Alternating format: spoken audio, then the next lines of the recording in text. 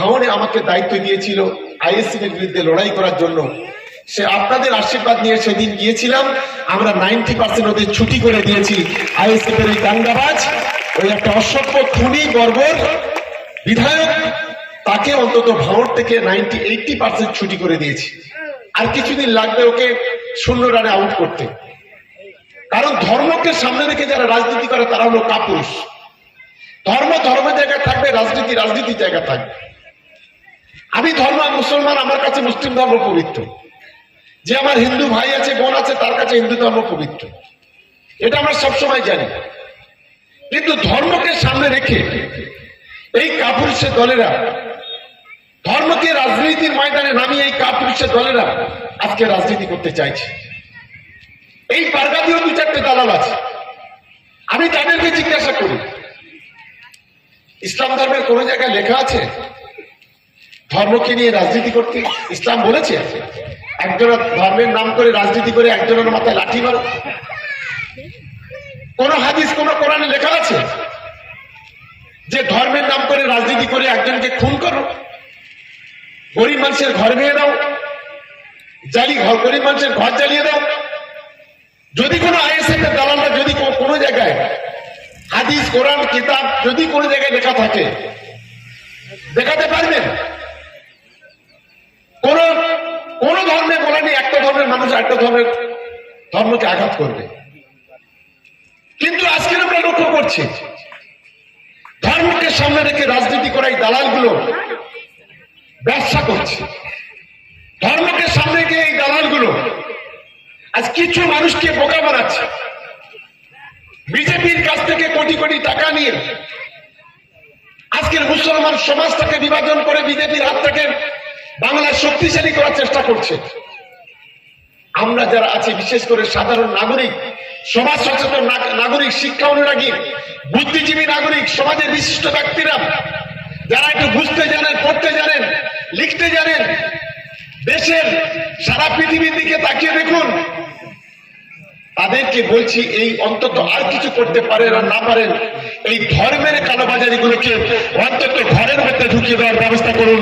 তবে আগামী দিনে আমাদের সমাজ, আমাদের সোসাইটি, আমাদের সন্তান তবে আগামী দিনে একটা ভালো জায়গায় পৌঁছাবে। আখের চাইতে সোনালি মিষ্টি হতে পারে না। বারগাতিতে যদি কারো বিপদ হয় প্রথমে ছুটে আসতে হবে আমার, আর আমার যদি কোনো বিপদ হয় প্রথমে ছুটে যেতে হবে আপনাদের।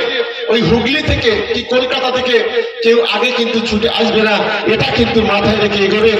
তাই কিছু মানুষ আছে গাদ্দার, বিশ্বাসঘাতক, বেঈমান। আজকে যেভাবে আমরা মাথার ঘাম পায়ে ফেলে এই এলাকার সার্বিকভাবে যে উন্নয়নটা আমরা করি, এই এলাকার শান্তি রাখার জন্য যেভাবে চেষ্টা করি তার কদর করতে জানে না। তারা চায় এলাকায় অশান্তি, তারা চায় এলাকায় অরাজকতা, তারা চায় এলাকায় অনুন্নয়ন, তারা চায় ধর্ম সামনে রেখে ধর্মকে বিক্রি করে কিছু লুটে পুটে খাওয়ার জন্য। কিন্তু একটা কথা মাথায় রাখবেন, আমাদের শেষ জীবনে রক্তবিন্দু থাকতে ক্যানিং করবে, এটা আমরা হতে দেব না, হতে দেব না, হতে দেব না, এটা অন্তত মাথায় রাখবেন। তাই সকলে আমরা যে 2-4টে দালাল আছে, আমি আমার পার্টির নেতৃত্বে অনুরোধ করব তাদেরকে কোন রকম দলে কোন জায়গায় স্থান নেই। সাধারণ মানুষকে সঙ্গে নেবেন, কিন্তু বিশ্বাসঘাতক বেঈমান মির্জাফরদের এই দলে কোনো স্থান নেই আর আগামী দিনে থাকবে না। এটা আমি দায়িত্ব নিয়ে আজকে এখানে বলে যাচ্ছি। কিন্তু আজকে আমরা যারা মঞ্চে বসে আছি, আমরা এই জায়গায় বসে থাকতে পারতাম না। তাই আমাদের সেই দায়িত্ব, আপনারা যে আশীর্বাদ, যে দোয়া করেছেন, সেই তার মর্যাদা রাখার জন্য আমাদের সর্বরকম ভাবে আমরা চেষ্টা করি যে অন্তত গরিব মানুষের পাশে থেকে যতটুকু তাদের সহযোগিতা করা যায়।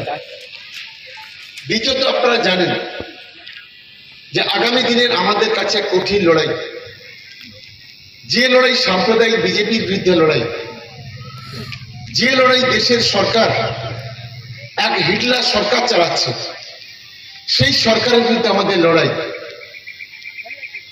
যে লড়াইটা আজকের গোটা দেশ জুড়ে আপনারা জানেন, হিন্দু মুসলমানকে বিভাজন করার যে চক্রান্ত, বাংলা জুড়ে হিন্দু মুসলমানদের মধ্যে দাঙ্গা বাঁধানোর যে চক্রান্ত, সেই চক্রান্তের বিরুদ্ধে আমাদের লড়াইটা করতে হবে। বাংলার 10 কোটি মানুষের, গরিব মানুষের পেটে লাথি মারছে দেশের সরকার।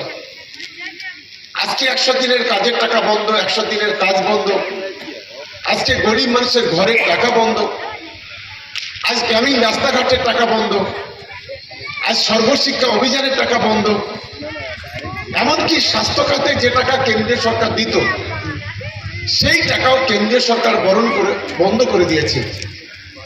রাজ্য থেকে কোটি কোটি টাকা জিএসটি ট্যাক্স নিয়ে চলে যাচ্ছে, হাজার হাজার কোটি টাকা, কিন্তু আমাদের যেটা পাওনা, আমাদের যেটা প্রাপ্য, যেটা আমাদের অধিকার, আজ সেই অধিকারটাকে কেড়ে নিচ্ছে আমাদের দেশের বিজেপি সরকার। আজ আমাদের গোটা বাংলা জুড়ে দাঙ্গা বাঁধানোর চেষ্টা করছে দেশের সরকার।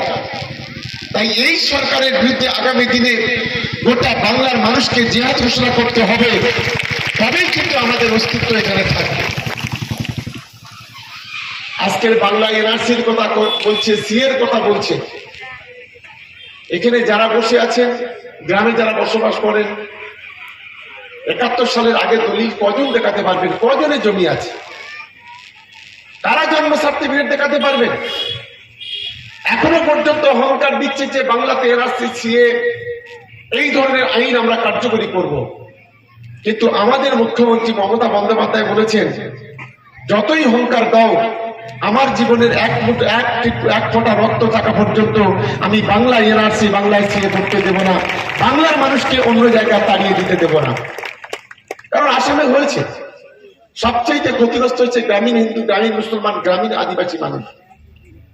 লক্ষাধিক মানুষ আজকে জেলে, এক ভয়ঙ্কর পরিস্থিতি। 100 বছরের মানুষও রেহাই পায়নি, তাদেরকে এনআরসি, সিএর আইনে তাদেরকে জেলে ঢোকানো হয়েছে। আমরা সেই কারণে এনআরসির বিরোধী, সিএর বিরোধী। আজ মমতা বন্দ্যোপাধ্যায়ের লড়াই, আজ আমাদেরকে অন্তত আর কিছু হোক আর না হোক, দুবেলা দুটো পেট ভরে খাওয়া আর শান্তিতে ঘুমানোর ব্যবস্থা যদি কেউ করে থাকে, তার নাম হচ্ছে মমতা বন্দ্যোপাধ্যায়। তিনি হলেন আমাদের মুখ্যমন্ত্রী। আমার মা বোনেরা সবই বসে আছে। স্বাধীনতার পরে কোন সরকার কখনো লক্ষ্মীর ভান্ডারের টাকা দেয়নি। প্রতি মাসে 13,000 কোটি করে টাকা আমাদের মা বোনেদের ব্যাংকে যায়।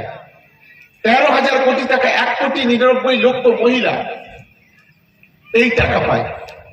সারা দেশে আপনি কোন রাজ্যে আপনি পাবেন না, যেটা মমতা বন্দ্যোপাধ্যায় আজকে দিচ্ছে। আজকে আমাদের কৃষকরা আছে কেন? একদিকে মাছ চাষ হচ্ছে, আরেকদিকে ধান চাষ হচ্ছে, সবজি চাষ হচ্ছে। এর মাঝখানে মমতা বন্দ্যোপাধ্যায় একর প্রতি 10,000 করে টাকা প্রতি বছর আমাদের কৃষকদের ব্যাংকে দিচ্ছে। কত কৃষক জানেন? 1,20,00,000 কৃষককে বর্তমানে কৃষক বন্ধুর টাকা দিচ্ছে 10,000 টাকা করে। আর 3 বিঘের কম হলে তাকে 4,000 করে টাকা দিচ্ছে। আমরা এখানে গরিব মানুষেরা বসে আছি। স্বাস্থ্য সাথীর কার্ড, 10 কোটি মানুষের মধ্যে 8,82,00,000 মানুষ তাদের স্বাস্থ্য সাথীর কার্ড আছে।